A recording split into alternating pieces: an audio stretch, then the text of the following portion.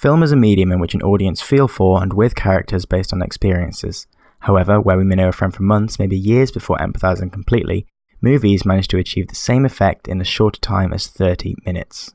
As an audience, our emotional connection to a character is what can give movies such a strong impact. One means by which a director may evoke empathy is through the use of carefully crafted cinematography. Shots loaded with intent to affect the audience's subconscious, aiming to influence their opinions or perceptions of characters and situations. Cinematography, being an umbrella term, encompasses a variety of components, referring to everything from camera angles and shot types, camera movement, lens choice, and even the lighting of a scene. Cinematography can be used to elicit a multitude of emotions, one of which being empathy. Empathy is the capacity to understand or share feelings with another. Part of human nature, it facilitates emotional connection between two people and allows us to both comprehend others' reactions to experiences and also have others react emotionally to our own personal experiences. The empathy we feel falls into one of two classifications: cognitive empathy and affective empathy, the capacity to appropriately respond to a person's mental state with an emotion, the latter being the focus of this video essay. There are different cinematic techniques used to evoke empathy. For example, the positioning of the camera within a scene and how much or how little that allows us to see. Camera angles. That I cannot do. Robert L. Fantz is an American development psychologist who pioneered several studies into infant perception. Most notable is his 1961 study, widely used in cognitive development studies, the preferential looking paradigm. In a nutshell, Fantz hypothesized that upon being shown a selection of images, infant children would look longer at the most visually complex of the set, their attention span being held for longer if the image is new to them. However, what he found instead was that babies preferred to look at a picture of a human face for much longer than any other image or pattern. This result was attributed to their innate ability to recognize a human face, which they associate with being fed or cared for. The same effect can be seen in our modern world. A study shows that images posted to Instagram will attain a higher amount of engagement if said images contain a human face, due to the fact that a face will elicit a more personal, emotional response from any viewer. So how does this relate to film? Well, if we can influence an audience's feelings more by having a human face on screen, then the close-up shot is the visual embodiment of that. It is also a universal rule that the largest thing in frame will draw the most attention and is thus the most important. And while there are exceptions to this, applying this knowledge to the preferential looking paradigm not only supports, but also shows why a close-up shot is so effective in allowing the audience to empathise with the character. Using a close-up camera angle on a protagonist who feels excited, angry or sad, for example, will make the audience mirror that emotion, as the effective empathy wired into their brain will be triggered, resulting in a strong emotional response. Put simply, close-ups have more of an empathic impact than wider shot types. Joe Wright's 2017 film Darkest Hour uses this idea when Winston Churchill, the movie's protagonist, is shown thinking or reacting. There are significantly more examples of close-up shots being used on the film's protagonists and favourable characters, rather than the antagonists and less important characters, as the aim of the cinematography is to influence the audience's emotions so that they can empathise best with Churchill and Elizabeth. Darkest Hour's cinematographer Bruno Delbonnel uses this slow push-in shot on Churchill's profile, transitioning from a close-up to an extreme close-up. The shot holds for a long time, allowing the audience to study his features, interpret his feelings, leading to us feeling much more connected to the character as a whole. First, we must rouse our old friends to an heroic resistance. Darren Aronofsky was interviewed at an Oscars Academy talk titled Movies in Your Brain, the Science of Cinematic Perception. He touches upon the placement of the camera in a scene in this clip. What they're thinking, there's usually always there's always a theory of where the camera is and why it's there. Sometimes it's on a scene-by-scene basis when you're making those decisions, but if you've really done your work, hopefully you're thinking about it globally. We definitely had a theory in Requiem for a Dream when we were doing that to start off wider and move tighter and tighter as a sort of to bring people deeper and deeper into the subjectivity of the characters. Bring people deeper and deeper into the subjectivity of the characters. This likely refers to how tighter shots can give us more insight into the character's emotions and the way in which camera placement brings the audience with it. In another of Aronofsky's films, Black Swan, one of the most powerful moments where we feel for Nina, the main character, is after she's got the role of the Swan Queen. In what so far has been a film filled with cold, relatively negative emotions, this burst of happiness is felt all the more effectively. The scene is very minimalistic visually. It's a close-up on Nina as she hides in a toilet cubicle.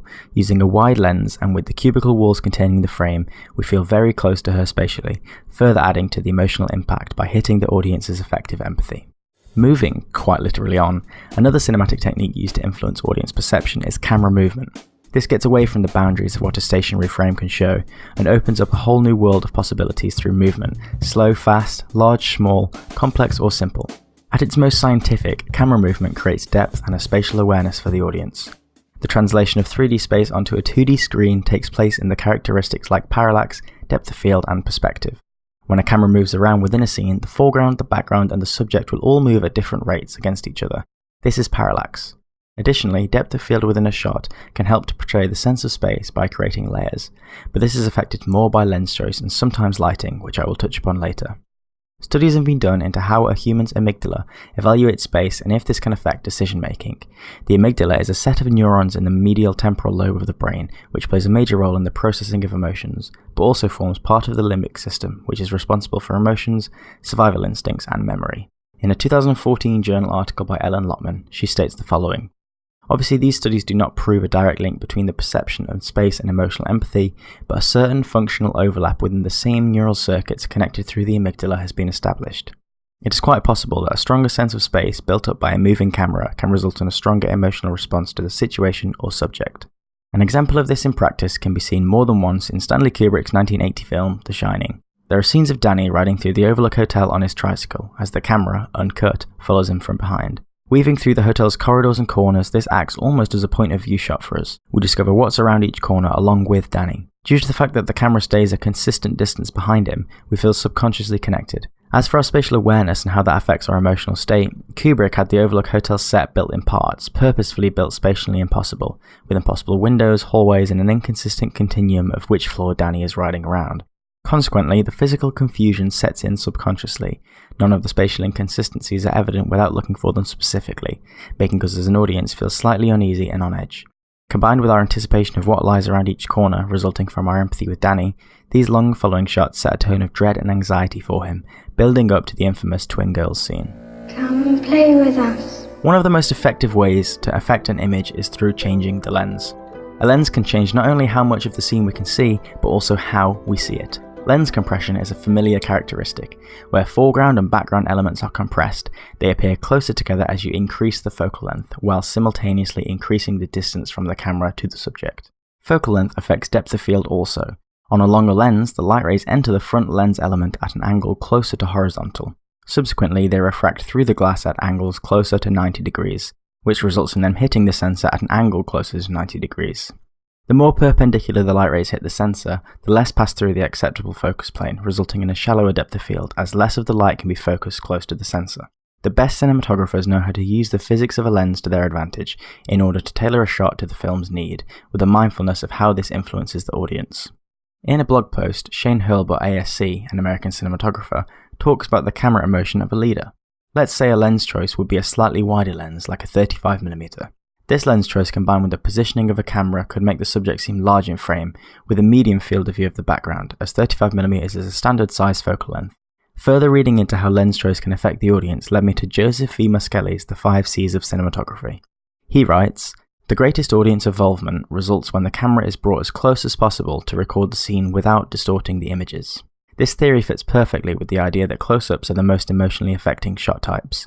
Maskelly's statement here implies that using something like a 24 to 35mm lens will have the greatest impact on the audience, as by contrasting the scale of the subject to the scale of the background, we subconsciously understand that we are positioned within close proximity." Although Maskelly specifies without distorting the image, he also acknowledges that image distortion can be used for a stylistic effect in this quote. Extreme wide-angle lenses should be used only for special effects, where greater than normal convergence is desired. So how does all of this apply in practice? We're looking to the 2012 musical film Les Miserables. Directed by Tom Hooper and cinematography by Danny Cohen, the film uses a large selection of wide-angle shots. For example, this scene where Marius sings Empty Chairs at Empty Tables. The film holds on this shot as Eddie Redmayne sings. It is evident from the perspective and distortion of this close-up shot that it uses an extremely wide-angle lens, wider than 18mm I'd imagine. It is obvious that we feel close to the character spatially, which further builds on our connection to him emotionally, and more importantly, empathetically. But the minor distortion and warping that the lens gives adds a feeling of the warped and twisted reality in which Marius now lives since the battle where all of his closest friends were killed. In addition, he is framed to the right of shot, with a notable amount of space to the left. This open space, combined with the fact that the background is relatively well lit and not too out of focus, yet another feature of using a wide lens like this, hints at the emotional state of Marius, thinking back to all of the destruction and the physical wreck and ruin that he now exists amongst. But I live and you are gone. Another example of Danny Cohen's work on Les Miserables is in the opening scene. Our protagonist, Jean Valjean, is shot on wide angles, whereas Javert, the film's antagonist, is shot on a much longer lens. This intercutting works as a conversation as though the two to-be enemies are communicating from afar. The effect of the differing lens choices is that we automatically empathise more with Jean Valjean due to being positioned closer to him, whereas in direct opposition we are not allowed to connect with Javert as we are placed much further away. By combining these shots with the idea that it is a conversation, it gives the audience the role of Jean Valjean in the context of the scene visually. Another thing to note is the camera angles in this scene, and how we see Jean Valjean from a higher camera angle looking down, and we see Javert from a low angle looking up. It's a classic example of how camera angles can suggest and reflect the power of characters, even though on the surface these camera angles may seem convenient to the character's position within the location. The fourth and final component of cinematography I'm going to talk about is lighting. This is the only aspect that isn't directly related to the camera or its technology, rather the way in which it interacts with the scene or the subject. A basic example would be using a backlight to silhouette a character. The fact that we can't see their face creates a feeling of distrust due to mystery, making us very unlikely to be able to empathise with them. Opposingly, even, soft and white light on a face has the effect of making someone seem open and honest, thus easier to connect to. As a general rule, more shadow will result in less natural emotional connection for the audience. Ellen Lotman's journal article on cinematography and its effect on viewers' empathy references the style of Hollywood's special key-to-fill ratio used for Schadenfreude-type comedies. She claims that this lighting style creates a more distant stance towards the characters, which allows the audience to find situations that the characters are in more amusing rather than feeling an empathy for their misfortune. Her article also states, on the other hand, dramas, thrillers or horror tend to have high contrast ratios. Thus, the aforementioned cinematographic canons enhance the space perception of the audience by bringing along reinforced emotional empathy. This links our pre-established theory of depth perception being linked to emotional empathy, and the means by which light can enhance depth within a scene, especially with high contrast lighting. The idea of a high contrast key to fill ratio refers to the lighting setup consisting of a bright key light and a significantly weaker fill light. In film noir, they would often use a key light solely with no fill, resulting in lots of very harsh shadows to enhance mystery of the characters, so that the audience don't naturally empathise. It's also worth noting that coloured lighting can be used to hint at a specific feeling for an audience to empathise with, by giving the whole scene an emotional undertone. For example, in Michael Dow's 2013 film What If, there is a scene lit only with a campfire when Wallace and Chantry, the two main characters, are arguing for the first time. In comparison to the rest of the film, which uses soft and natural light, the harsh hot light of the fire contrasts perfectly to reflect the characters' changing relationship. The stark difference in lighting style and lighting colour may affect the audience subconsciously. Upon watching the film, we have begun to root for the friendship turning into a relationship, likely due to the large number of shots including them both in the same frame, hence an emotional connection being developed. However, when lighting style and relationship dynamic are all of a sudden flipped, it is more effective for us as an audience, as we can't choose a side. We can understand both arguments but feel torn nevertheless, as our emotional connection to their relationship is re-evaluated as effective empathy for the characters individually. How does that make me an arsehole? On the surface, it may not be obvious exactly how the cinematography of a film can evoke empathy in the audience, but by breaking down cinematography into four main components and studying the psychological effects of each, we can not only draw parallels between emotional response to visual stimuli, but also attribute our human affective empathy to specific aspects of a film's image. Camera angles can evoke empathy through close-ups, enhancing our emotional connection because of the human face. Camera movement establishes a spatial awareness, which facilitates an emotional response. Lens choice changes our perspective of a scene, making us feel closer or further away physically and subsequently emotionally. And finally, lighting affects how much of or in what way we see a character's face, making it easier or harder to understand and empathise with their feelings. On a whole, it is evident that cinematography can very strongly influence the audience subconsciously. Therefore, audience empathy will be experienced most effectively when all of the aspects work in their own different ways.